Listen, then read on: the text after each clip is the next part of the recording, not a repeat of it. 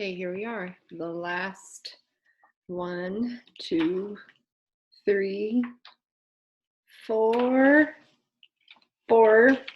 five chapters. Chapter 76, The Broken Robot. Geese and otters were bustling all around Roz. They were pulling arms and legs out from the robot pile and pressing them against her body. They were hoping to hear thwip sounds and that the robot limbs would snap right into place and Roz would return to her old self and life on the island would go back to normal. But nothing happened. No matter what they did, the limbs wouldn't attach. Our robot's body was too badly damaged. I'm sorry, Ma, said Brightbill, his voice trembling. I thought that would work. It is okay, son, said Roz. I am lucky I can still think and speak. The animals tried to smile at their poor friend, but they couldn't hide their sadness. Roz was a mangled wreck, and there was nothing they could do to fix her. The robot wanted to be strong for her son and her friends. She wanted to ease their worried minds and tell them everything would be fine. But Roz knew that everything would not be fine. She looked down at her broken body. Then she looked up at the geese and the otters and said, I will need some help getting home. Chapter 77, The Meeting. The Meeting. Strong creatures carried Roz up the sea cliffs and across the island. They carefully propped her up inside the nest. They built a fire, and then they left the robot with her son. Roz and Brightbill sat there staring at the flames until the goose finally said, Do you need anything, Ma? I could really use some new arms and legs. The robot chuckled at her own bad joke. That isn't funny, cried Brightbill. My mother is broken and I don't know what to do about it. I am sorry for joking. Roz adjusted her voice to a more serious tone. I know you want to fix me, but there is nothing anyone here can do. At those words, her son looked away. Brightbill, I am afraid we have some difficult decisions to make. I think you should arrange a meeting of our closest friends. We could use their advice. The goose disappeared out the door, and soon Roz's oldest and wisest friends were on their way. Loudwing was the first to arrive. She limped into the lodge on her injured foot and sat close to her robot friend. Mr. Beaver appeared next, followed by Fink and Swooper. Then Tawny curled up on the floor. Mother Bear was too badly hurt to make the journey, so Nettle came in her place. She sat in the garden with her enormous head jutting in through the doorway. Brightbill returned with Chit-Chat, who was nursing her burned tail. The last one to crawl in was Crag, the old turtle. Once everyone was there, the meeting began. The group talked all through the night. They discussed the Ricos. They discussed what to do about Roz. They discussed how to keep the island safe. There were very drastic differences of opinion and tempers flared, but by daybreak, the group had agreed to a plan of action. That morning, the dawn truce didn't take place in the great meadow. Instead, it took place in a small meadow by the foot of the mountain, in front of the airship. Weary animals quietly hobbled into the clearing. The only sounds came from a gurgling brook that wound through the gathering and right past our robot. Roz sat in the wet grass. She was leaning against a rock. She looked so sad and frail. However, she still had her thoughts and her words, and for the moment, that was all she needed. Good morning, animals of the island. Roz's voice filled the meadow. I must look strange to you, all beaten up like this, but I hope I still sound like your old friend. Hundreds of heads nodded. You fought bravely yesterday. You risked your lives defending me, and I am eternally grateful. But many of our friends were wounded. Some may not recover. And there is worse news.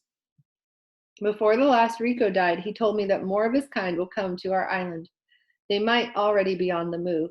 And even if we defeat them, still more will come. My makers will not rest until all of their property has been retrieved. They want the dead robots. They want the broken parts. They want me.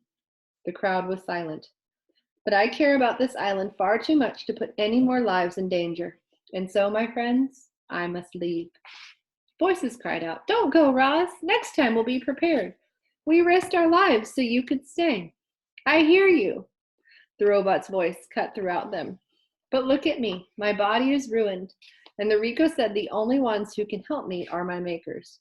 What if he lied? You can't trust those monsters. You are right, said Roz. He might have been lying. There may be no hope for me, but that is a chance I have to take. Animals, you taught me to be wild, and I want to be wild again. So I must try to get the repairs I need. It is for the good of me and the island that I return to my makers." A calm settled over the crowd. They knew Roz was right. Chapter 78, The Farewell. Her robot had an army of animals at her command, and she asked them to bring every robot part and rifle back to the airship. Absolutely everything had to go. It was the only way to be sure that the Ricos would never come back. The island animals had no trouble locating the remains of the dead robots. Retrieving those remains took a bit more effort, but they were up to the challenge. Teams of clever creatures returned with robot parts of different shapes and sizes. Smashed heads and broken rifles, twisted tubes and heavy bodies were all loaded into the ship until the entire island had been cleared. Even the tiniest scraps were collected. It's amazing what an army of animals can do. A light mist was falling when they finally heaved Roz through the ship's doorway. Her head slowly turned around to face the crowd of geese and beavers and owls and insects and foxes and raccoons and vultures and moose and bears and possums and fish and deer and otters and turtles and woodpeckers and squirrels and frogs and hares and on and on. Every animal on the island had come to give the robot a proper send-off. "Goodbye, you wild animals." Roz's voice echoed through the gray mist.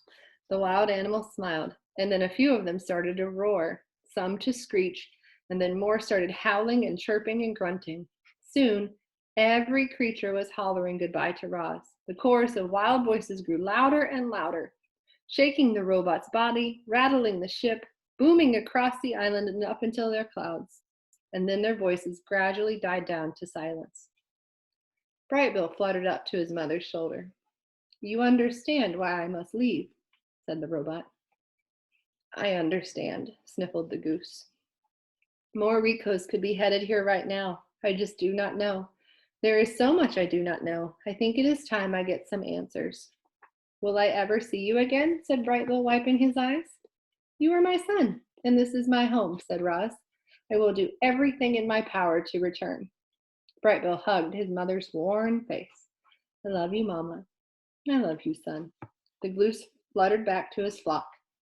The robot took one last look at her home, and the door hummed close.